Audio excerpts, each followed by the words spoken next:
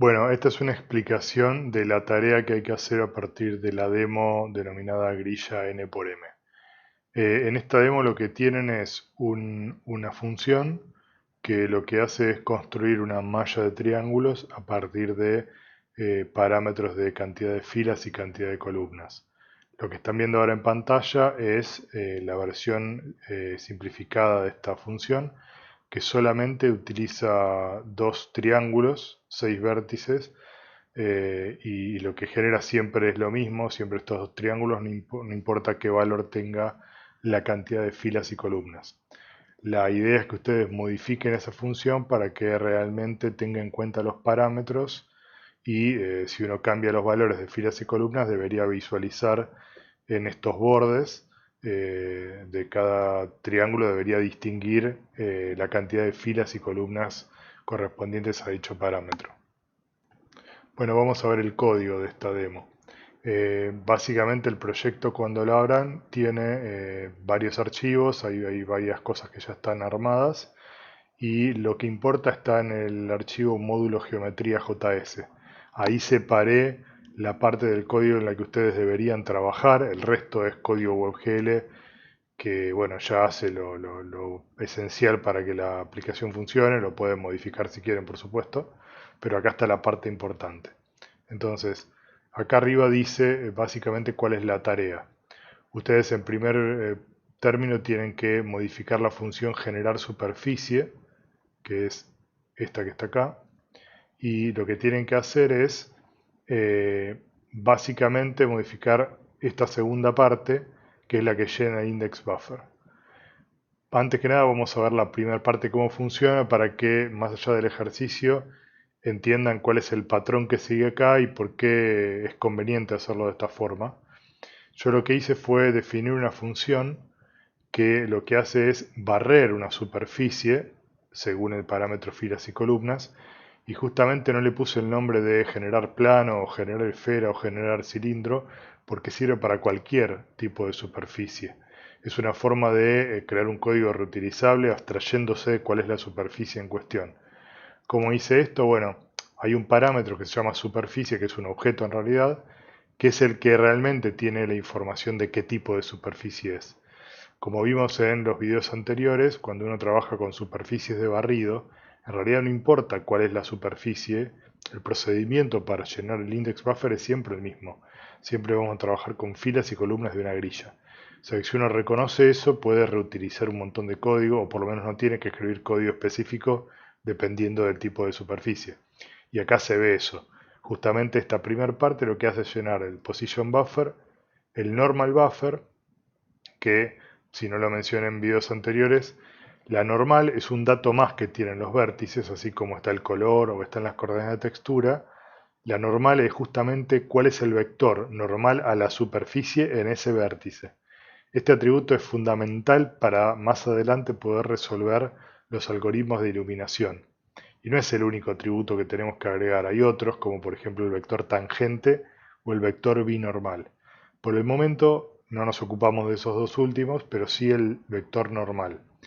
Y una cosa muy importante es darse cuenta que así como la posición es un dato que viene de alguna función analítica que calculamos, si en el caso de usar una esfera tendremos la ecuación de la esfera o un plano, la normal también lo es.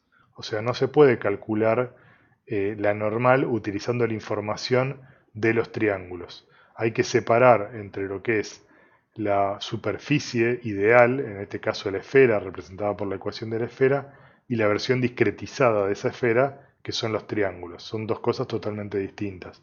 Del mismo modo que si uno tiene una onda de audio que responde a una onda senoidal y uno tiene una versión discretizada con muestras de esa onda, no es lo mismo las muestras de la onda que la onda en sí.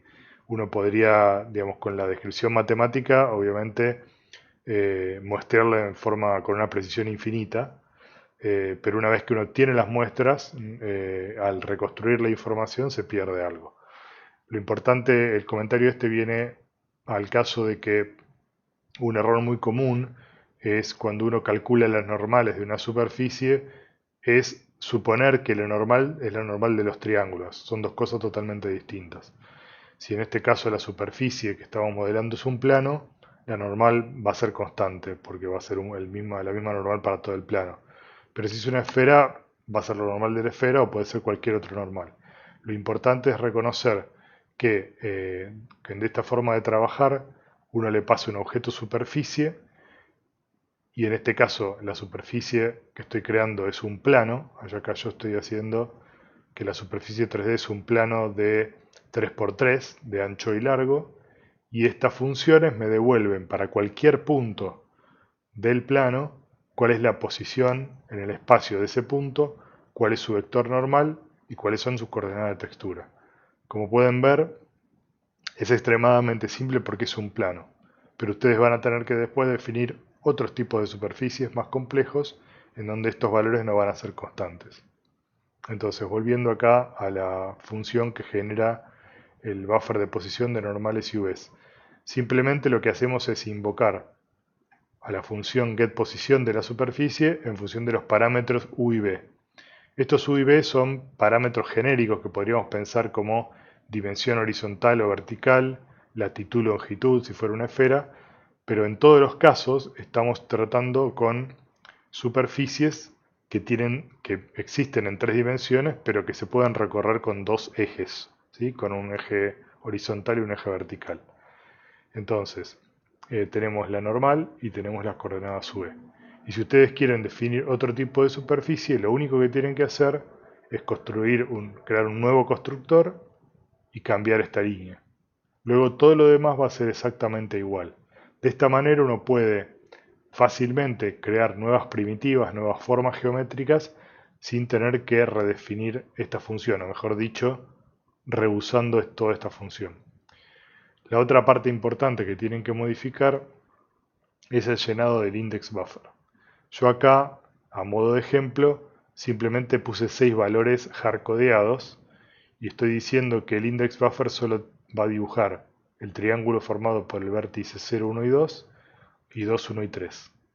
Pero ustedes tienen que, utilizando este loop o modificándolo como quieran, utilizar el parámetro de filas y columnas para llenar los valores que correspondan. Obviamente, si tenemos una grilla de 4x4, vamos a tener muchos más triángulos que estos que están acá. Entonces, ustedes tienen que modificar y poner la lógica necesaria que ya vimos en clases anteriores para poder llenar un index buffer usando triangle strip. Esto es muy importante, ¿sí? Que sepan que la primitiva que se va a utilizar para dibujar no son triángulos, sino triangle strip. Por lo tanto, si yo cambiara a triangle strip, acá en lugar de tener 6 índices, utilizaría 4. Entonces, ustedes tienen que, volviendo acá a la parte de tareas, tienen que modificar la función generar superficie para que responda al parámetro de filas y columnas. Tienen que cambiar en la función dibujar malla la primitiva a triangle strip. Y luego, por último, tienen que crear nuevas funciones constructoras de superficies para poder graficar esferas que tengan un parámetro de radio. Y por último, la función que llamé tubo senoidal, que es la siguiente superficie.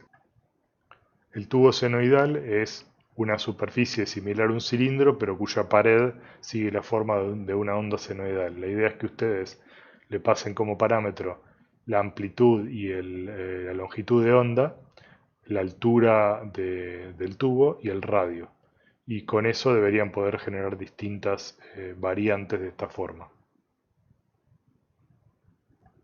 Para entregar el ejercicio resuelto, es necesario que definan una variable global en donde podamos fijar cuál de los tres casos queremos probar, por ejemplo, si es el plano, la esfera o el tubo senoidal, y en base a eso, bueno, recargando la aplicación debería poder visualizarse cada una. Y además, obviamente, uno debería poder cambiar estos parámetros, filas y columnas, a cualquier valor sin que la aplicación dé ningún error.